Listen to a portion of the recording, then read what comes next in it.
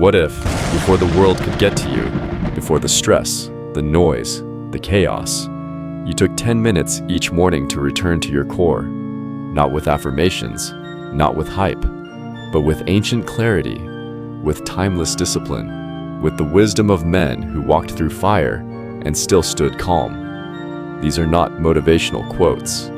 These are weapons for your mind, shields for your peace, anchors for your soul, because the storms will come in traffic, in meetings, in glances and silences, and deadlines missed.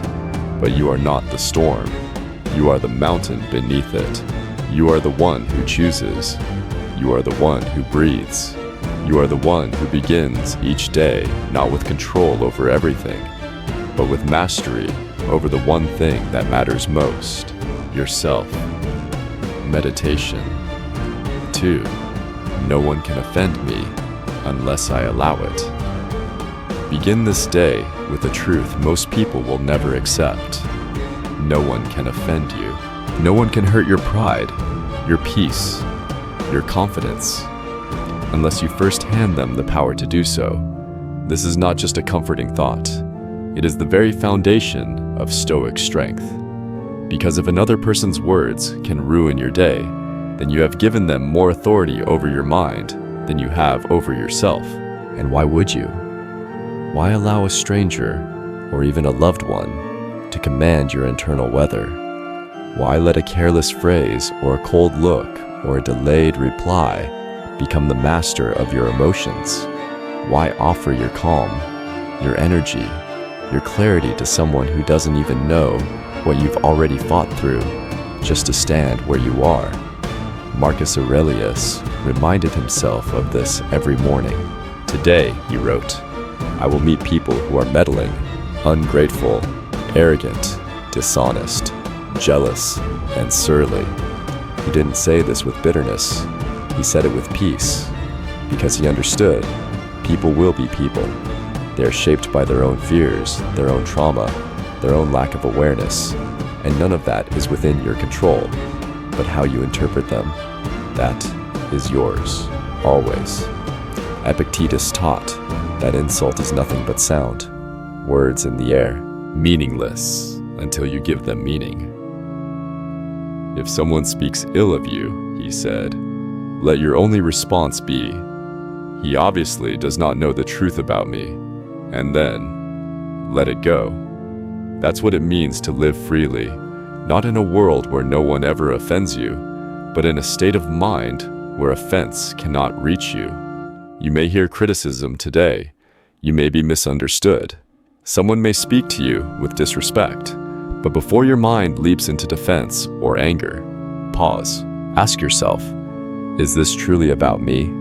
Or is it a reflection of where they are, not who I am? Most people speak from reaction. They project.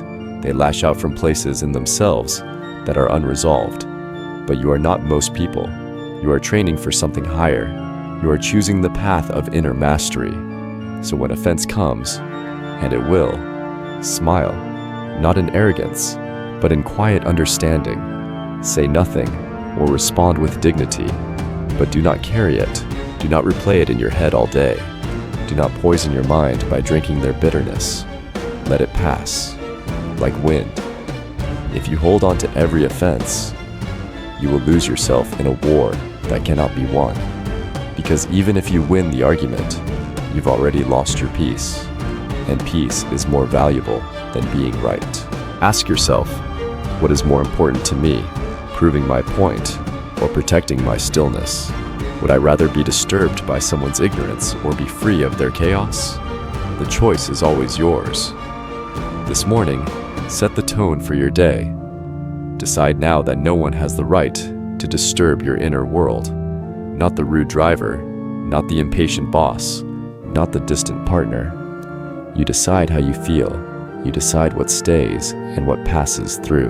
Your mind is your temple. Guard it with discipline and care. You are not here to react. You are here to rise, to respond, to live with clarity while the world shouts in confusion. And that begins with one simple, unshakable decision. Today, no one can offend me unless I allow it, and I do not allow it. Meditation. 3. Each morning is a miniature lifetime. I must not waste it. When you open your eyes in the morning, you are not just waking from sleep. You are beginning again. A fresh page, a new breath, a complete lifetime condensed into a single day.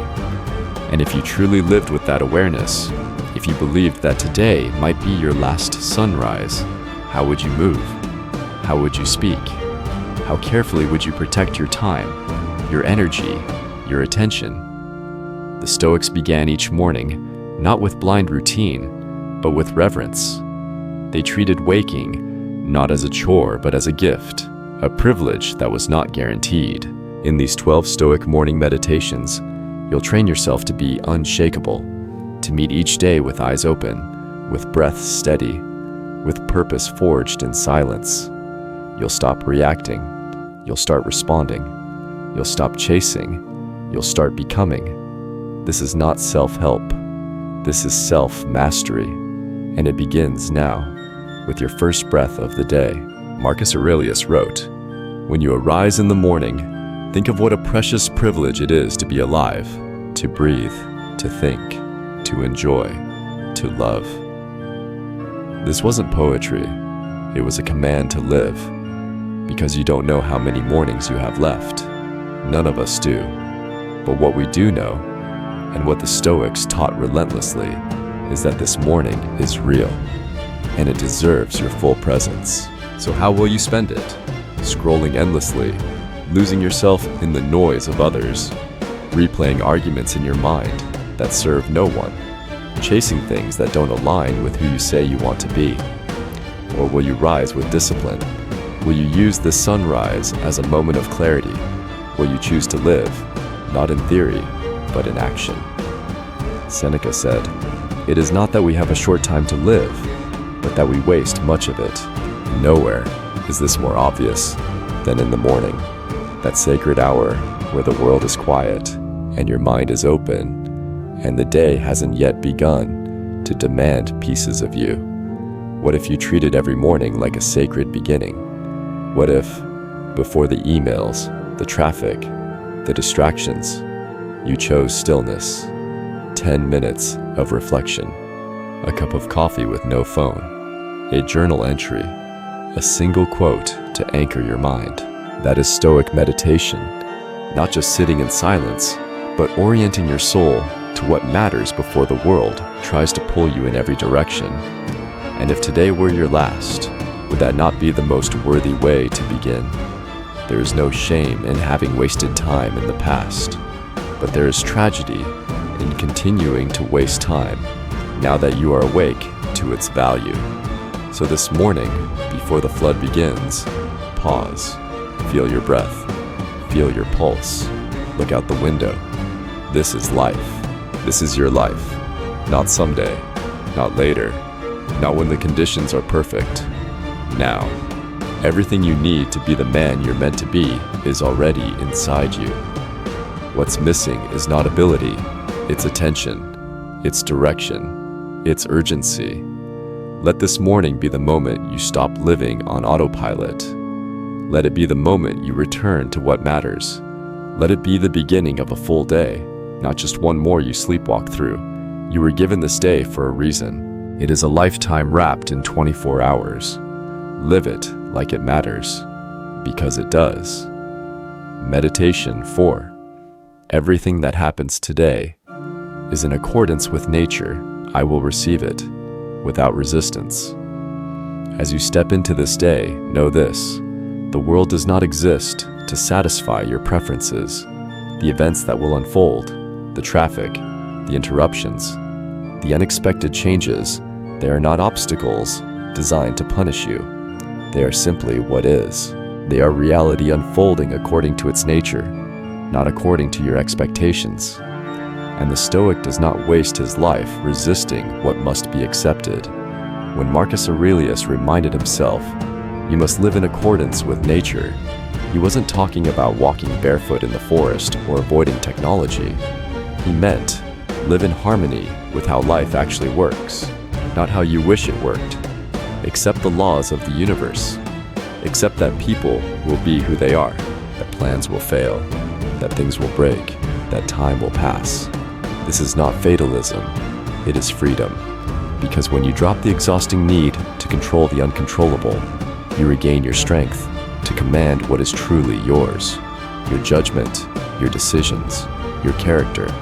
So today, when something goes wrong, and something will, pause and remember, this too is natural. This person's rudeness, this delay, this broken promise, this challenge, none of it is outside the pattern of life. It is all part of the unfolding.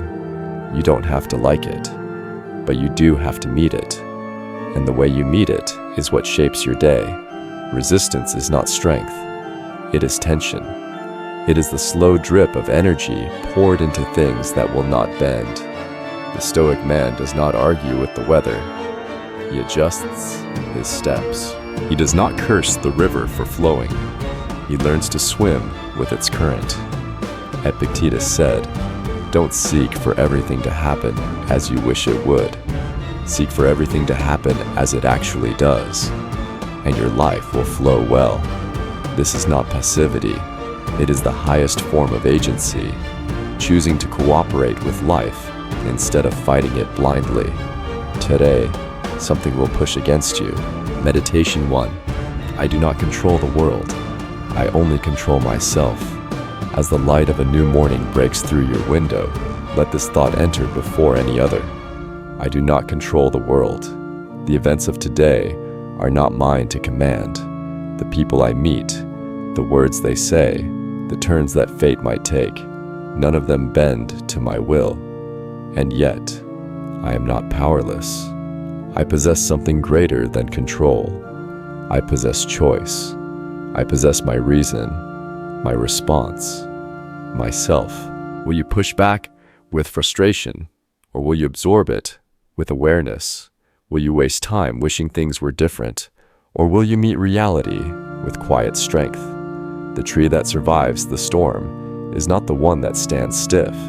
It is the one that bends without breaking. This is your task, to bend, to adapt, to accept that reality does not revolve around your mood, that other people's actions are not always fair, that not everything will go according to your plan, but everything will go according to nature, and that is enough.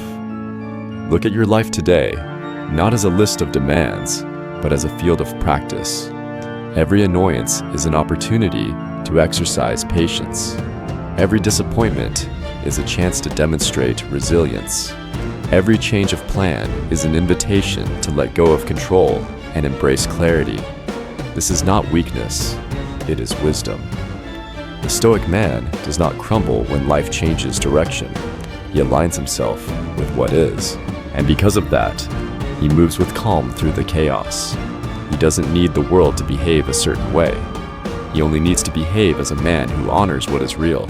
So today, do not resist what arrives. Don't fight what cannot be changed. Don't waste your energy demanding the world conform to your comfort. Instead, receive everything with grace. Respond with composure. Live not in opposition to reality, but in step with it. Because when you live in accordance with nature, you become indestructible. Meditation. 5. I need very little to live. I only need what is essential this morning before the world tempts you with more. More things, more approval, more comparison.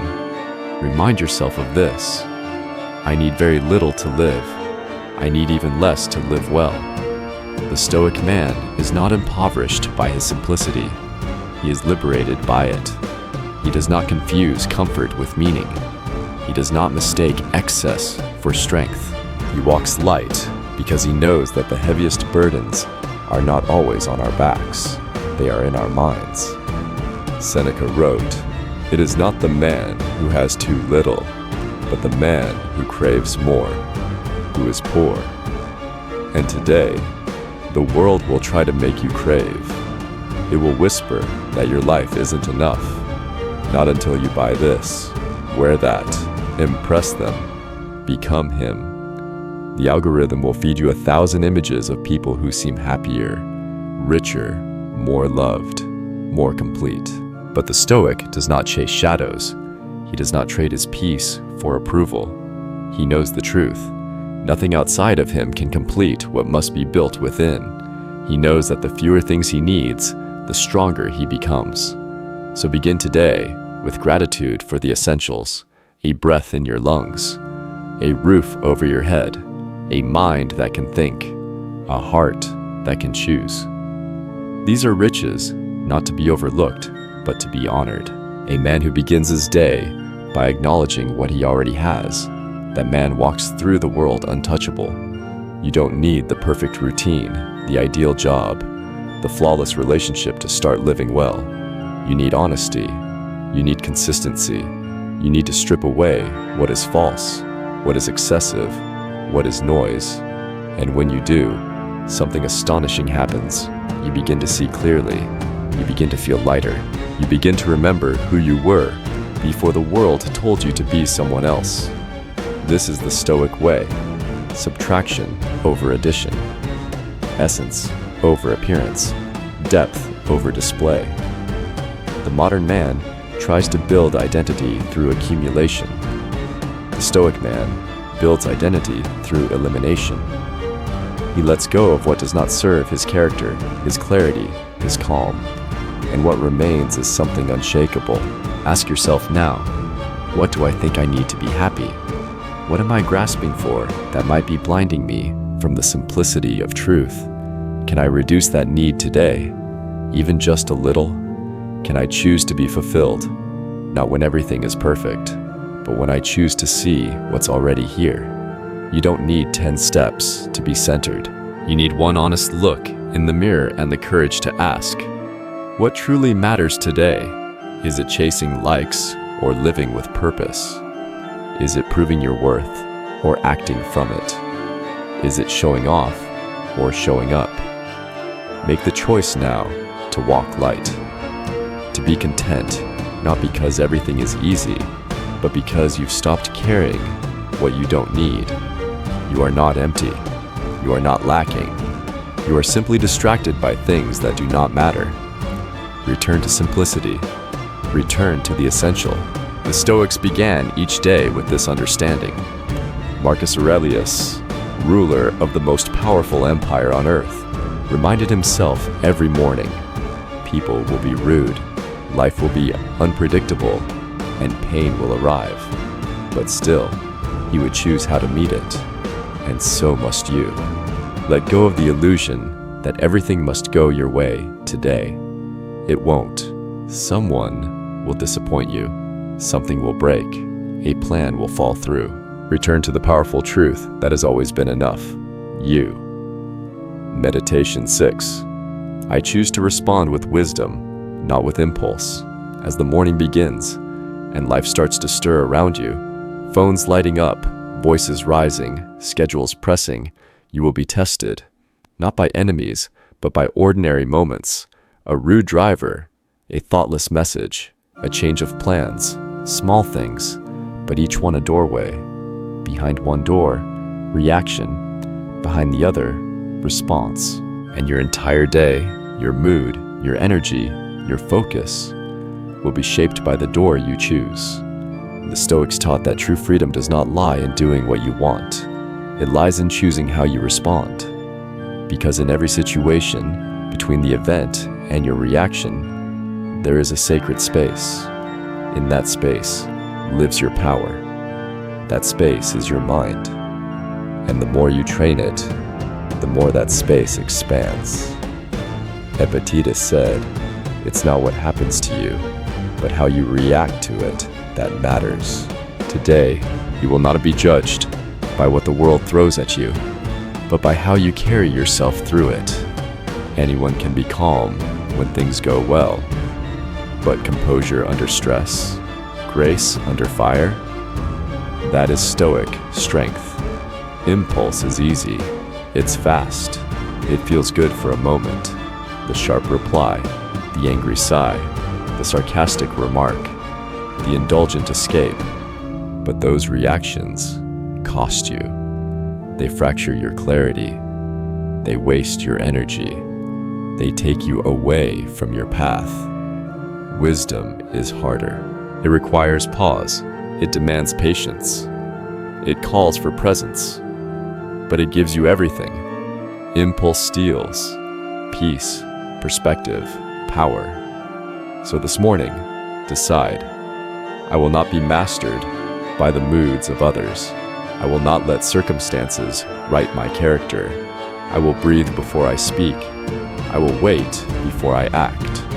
I will not give away my composure just because someone else has lost theirs. You are not your first thought. You are your second, the one that comes after awareness, the one that comes when you remember who you are and what kind of man you've chosen to become.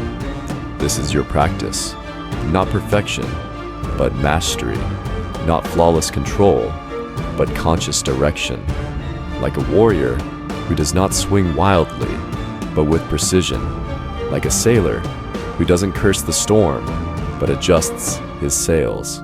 When something today pulls at you, pause. Ask yourself, what does my higher self want to do here?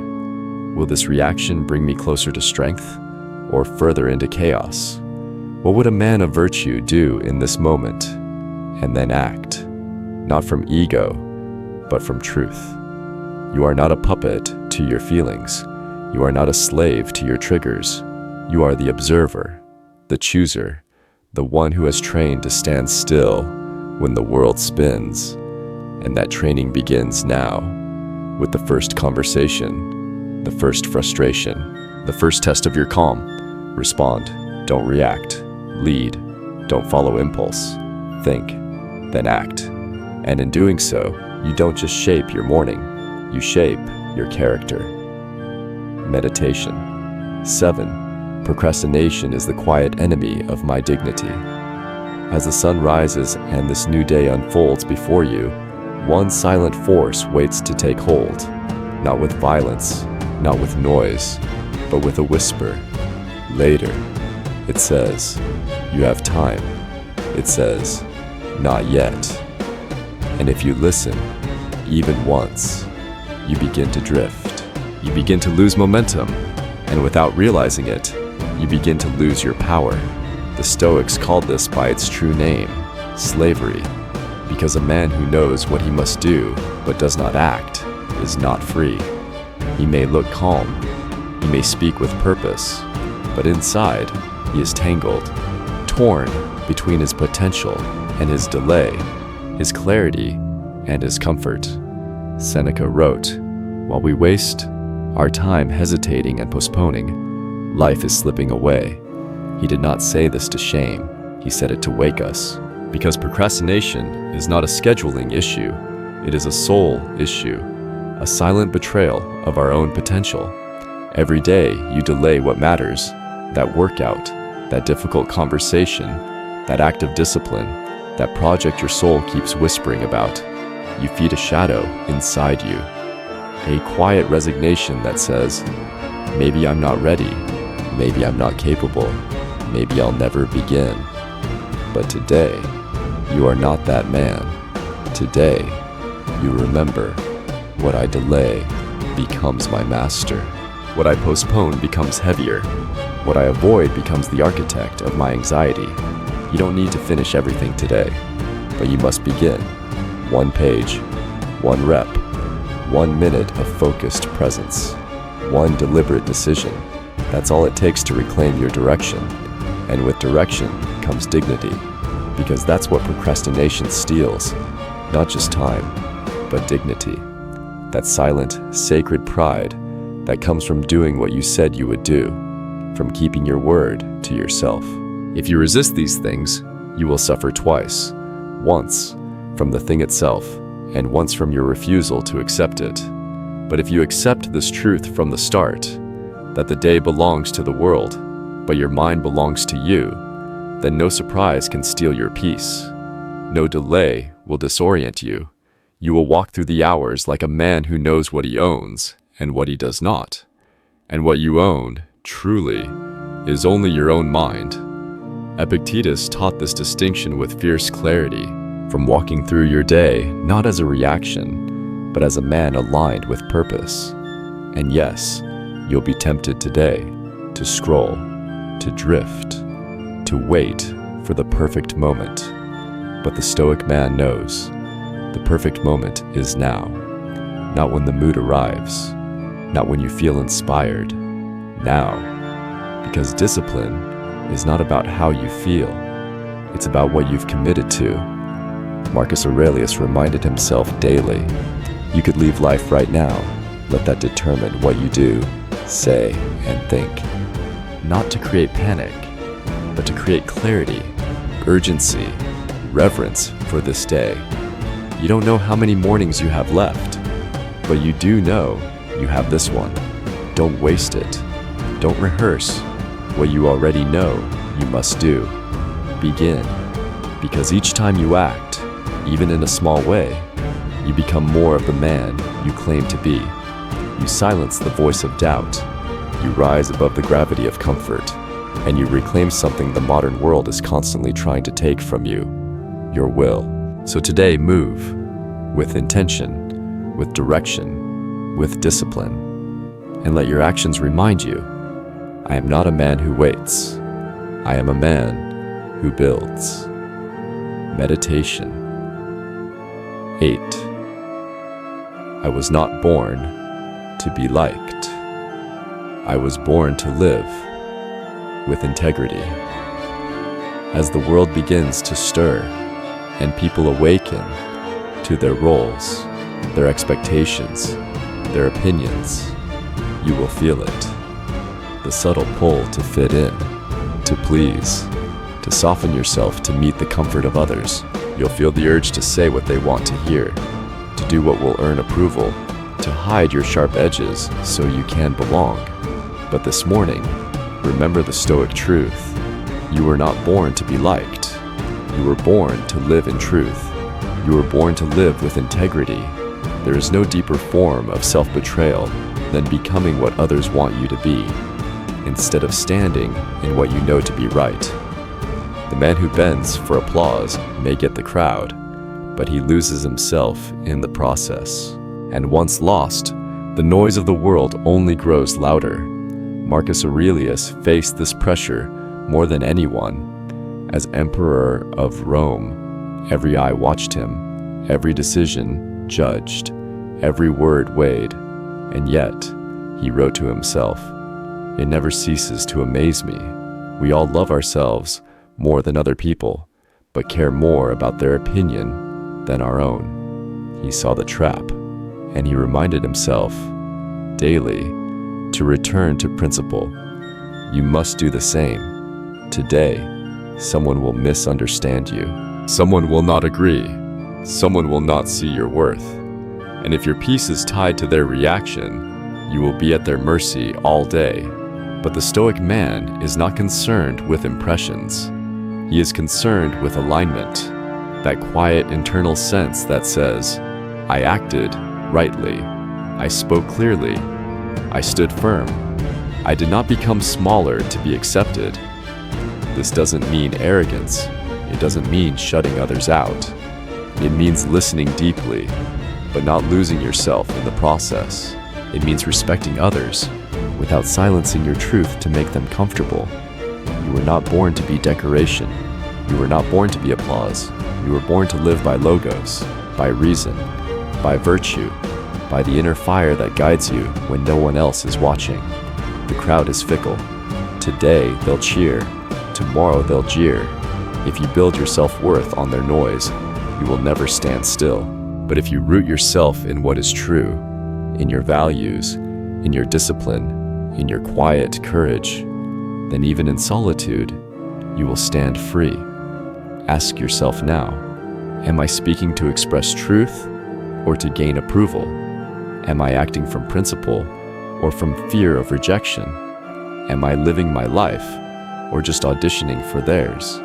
The moment you stop living for applause, you become dangerous to mediocrity, to manipulation, to every false mask the world wants you to wear. Today, walk without apology, not with pride, but but with precision. Know who you are. Know what you stand for. Know that being disliked for the right reasons is far more noble than being loved for the wrong ones. You are not made to be passive. You are not made to play small. You are made to lead, even if only yourself, especially yourself. So speak your truth. Live your code. Let the world adjust. And when the day ends, ask only this: did I live true to my nature? If yes, then no other opinion matters. Meditation 9. I am not a slave to outcomes. I am a servant of right action. As the day unfolds before you, ambition will whisper, results will tempt you. The outcome will seem like the only thing that matters. The number in your bank account, the response to your message, the result of the meeting, the success or failure of your effort. Some things are up to us, and some things are not. He didn't say this to make you passive. He said it to make you free. Because when you know what is yours, and only act within that boundary, your energy returns to you. You stop pouring yourself into what you cannot shape. You stop reaching, grasping, panicking. You begin to walk with calm, with order, with strength.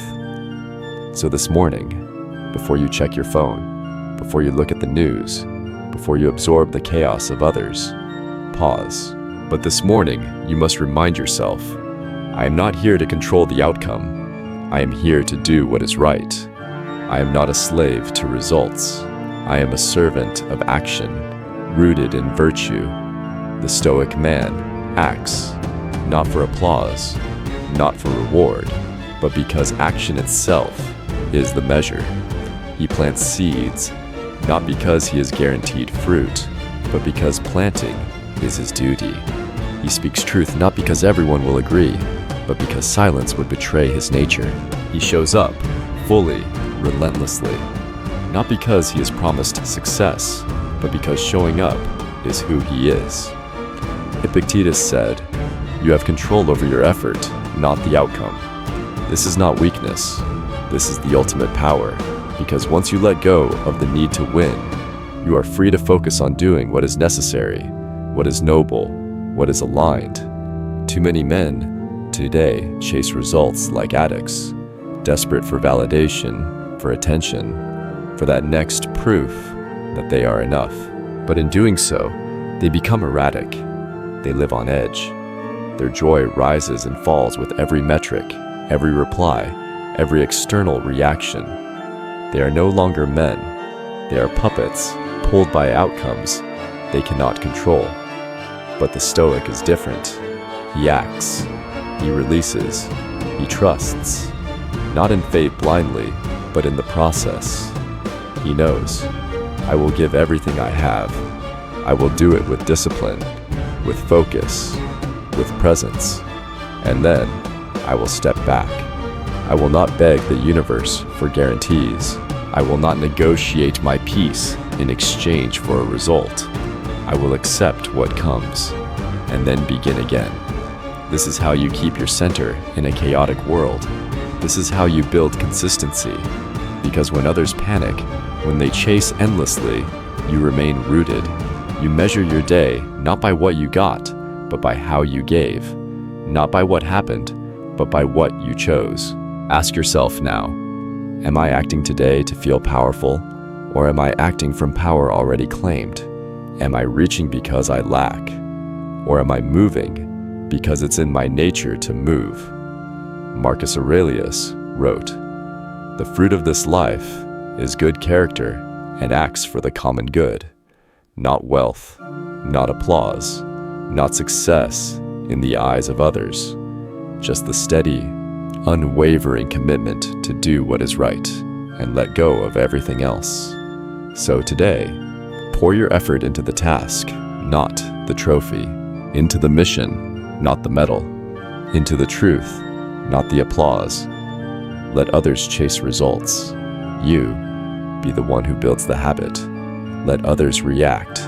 You be the one who shows up regardless. Because at the end of this day, if you acted with courage, with presence, with integrity, you have already won. Meditation 10. Nothing is more valuable than my inner peace. Before the noise of the world reaches you, before messages pour in, before schedules tighten around your time, begin here. Nothing is more valuable than my inner peace. No opportunity, no argument, no recognition, no fleeting pleasure. If it costs you your stillness, it is too expensive. If it robs you of clarity, it is not worth the trade.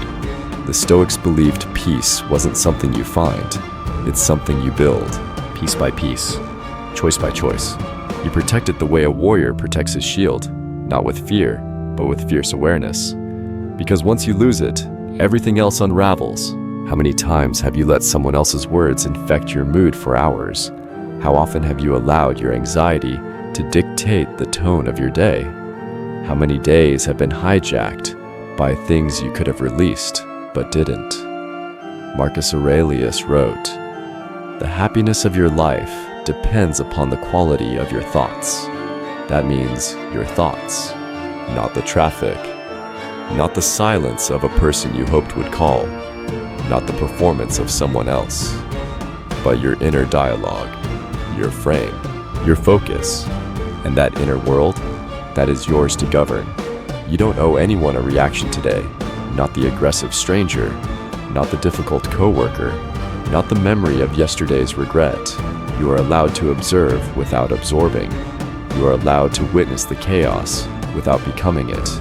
That is your superpower.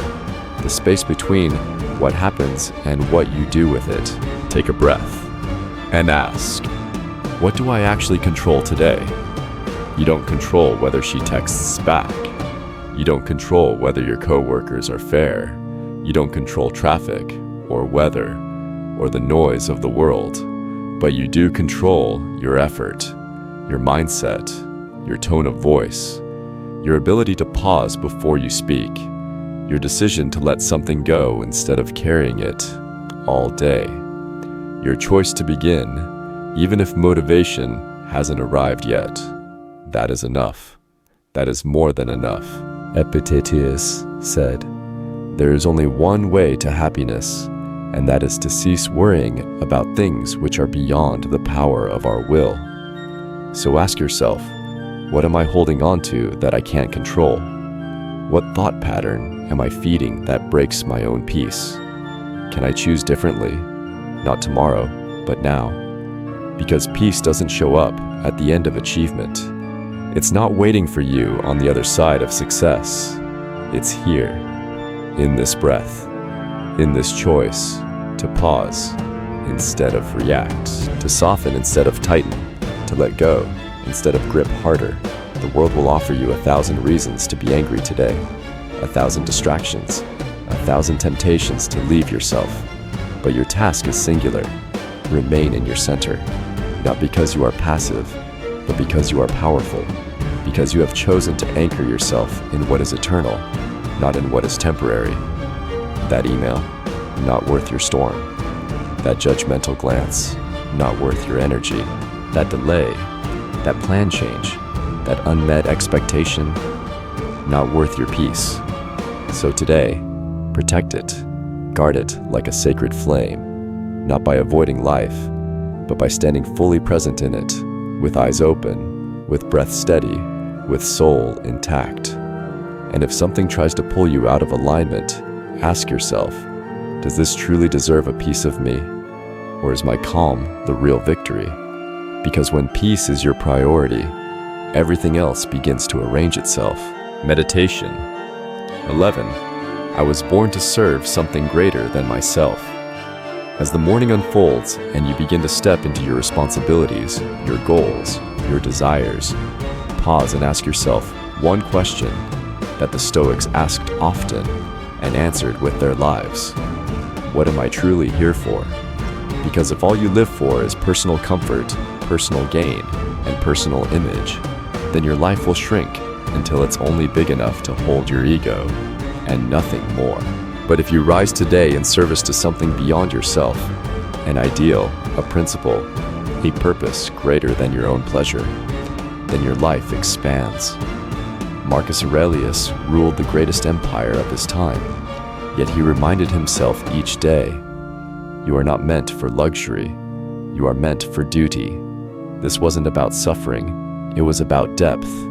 He knew that fulfillment doesn't come from consumption, it comes from contribution, from aligning your actions with something timeless, something unshakable, something noble. You are not here merely to chase pleasure. You are here to carry weight, to bring strength into the lives of others, to speak truth when it would be easier to stay silent, to stand upright when it would be easier to bow. That is the Stoic path. Not comfort, but character. Not ease, but excellence. This doesn't mean you abandon yourself. It means you expand yourself.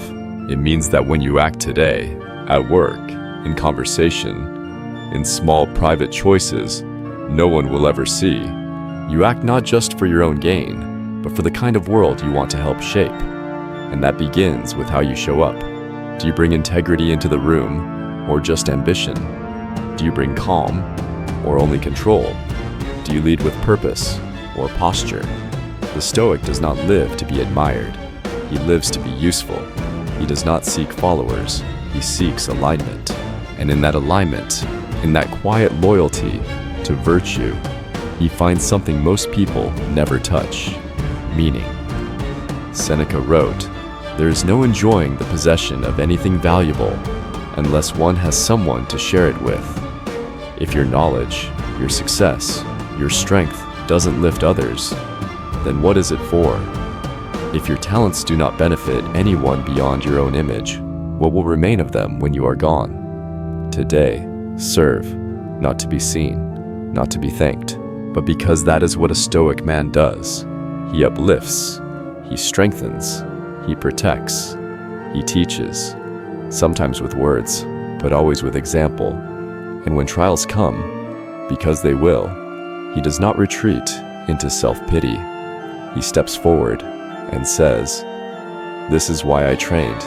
This is why I rise early. This is why I endure." Not to build a shrine to himself, but to be ready when something greater needs him. So ask yourself this morning, who do I serve today and how? What can I offer? What can I build? Not for applause, but because I believe it matters. And then act, quietly, powerfully, consistently. Because when your life is aligned with something greater than yourself, your struggles gain purpose, your discipline becomes devotion, and your ordinary moments become sacred. When you train your attention on what is truly yours, life becomes simpler, not easier, but clearer. And clarity breeds power. You no longer waste energy fighting what's outside your reach.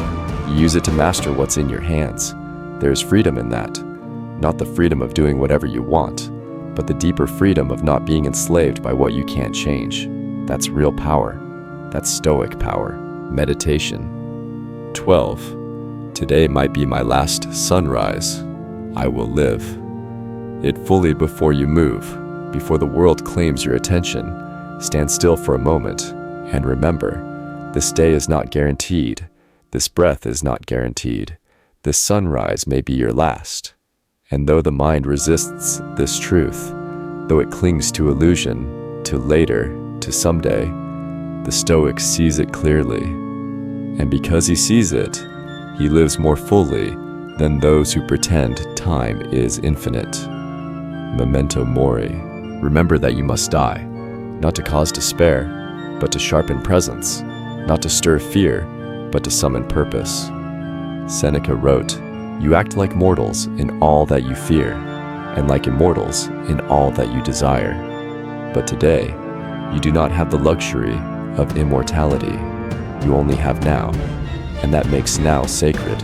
If you knew this day would be your last, how would you speak to those you love? What grudges would you finally release? What truths would you finally tell? What would you stop delaying? What would no longer matter? You would stop chasing small things. You would stop explaining yourself to people who never intended to understand. You would stop trying to win arguments that steal your energy and your peace. You would stop scrolling past life, and you would start living. The Stoic does not wait for death to begin living well. He trains each morning to face it with calm and to use it as fuel. Because when death is not avoided, it becomes a compass, a teacher, a mirror. And in that mirror, you see what truly matters. You see that every interaction is a gift, every sunrise, a moment on loan from the universe, every inconvenience, an opportunity to rise instead of complain, every pain, a test of virtue, every joy, a moment to savor deeply without clinging. Marcus Aurelius would tell himself daily, you could leave life right now. Let that determine what you do, say, and think. This wasn't drama, it was discipline. He understood that the man who lives with death in mind does not live in fear. He lives with intensity, with clarity, with meaning. So today, live. Say what needs to be said. Forgive what no longer serves. Begin what you've delayed. Act without fear of being misunderstood. Express your love, not with hesitation, but with courage. Live this day, not as one more blur on the calendar, but as a lifetime contained in a few sacred hours. And if night falls and you are given another sunrise, be grateful. But if it does not, let this be the day you stood tall, spoke truth, walked with purpose, and held nothing back. Because the Stoic man does not die with regret. He dies in the same way he lived, with eyes open, with breath steady, and with a soul fully awake. You've come to the end of 12 Stoic morning meditations. But this is not the end of anything. This is the beginning, a return to yourself. You've just stood face to face with timeless truths, with weapons sharper than any sword, clarity, calm, courage, consistency. These aren't just ideas. These are tools, armor, fire. You now hold in your hands what so many never discover, the ability to meet the day without being devoured by it, the power to walk through storms without losing your center, the strength to face life as it is, not as you wish it to be, and to rise anyway. Every meditation you've read is a mirror. Each one invites you to stop performing and start becoming. Each one strips away the noise of modern life, the addiction to reaction, the slavery to comfort, and brings you back to the core of what matters, your breath, your thoughts, your principles, your discipline, the things no one can take from you unless you surrender them. You've just practiced beginning your day, not by checking your phone, not by chasing dopamine, not by drowning in news, messages, distractions, but by choosing your posture, by training your inner voice to be still, clear, and precise. This is how warriors begin their day. This is how leaders begin their day. This is how you begin your day now, not because it's trendy, not because it's easy, but because it's necessary. Most people are asleep. They may open their eyes, but they are still sleepwalking. Through their decisions, their reactions, their routines, they chase things they don't need. They run from thoughts they haven't faced. They live based on what the world demands, not what their soul knows is right. You know better now. You've seen the battlefield. You've felt the difference between drifting and direction, between noise and intention, between being reactive and being rooted. And now, there's no going back. So as the world begins to move around you today, as notifications appear, conversations pull at you, expectations press down, return to the center. I don't control that. I control me. And in that space, between impulse and action, you'll find your sovereignty. You'll find the part of you that nothing can disturb unless you hand it over. Do not hand it over today. Guard it. Cultivate it. Make it stronger. Because once you've tasted this kind of focus, this kind of inner fire, anything less feels like a lie. Let the world be loud. You stay grounded. Let the opinions swirl. You stay anchored. Let the plans collapse. You remain flexible, but firm. Let comfort tempt you. You choose discipline. Let others wait for motivation. You begin without needing permission, without needing perfect conditions. Every time you sit with these meditations, you are becoming more dangerous to everything that once controlled you. Procrastination, doubt, anger, comparison, impulse. These things lose their grip on the man who begins his morning by remembering who he is. And now the invitation is clear. Don't just consume these meditations, live them, make them your armor. Return to them every day, even when you don't feel like it. Especially then. That's when they do their real work. Not when things are calm, but when the world begins to pull at you, when your old patterns try to re-emerge, when your emotions run high. That's when these words become your weapon. That's when you remember, I have trained for this. Share this discipline with those who are ready, with brothers who are drifting, with men who are chasing the wrong things. Be the one who offers stillness in a world that only knows motion. Be the one who speaks from depth, not from ego. Be the one who leads from within. And if this series has sparked something in you, don't let that fire die. Feed it, fuel it, let it transform you. Subscribe, save this playlist, listen again, not for entertainment, but for embodiment. Let the others hit snooze, you rise. Let the others chase noise, you walk in silence, with direction. Let the others perform, you build, you breathe, you lead. Because you are no longer just a man reacting to life.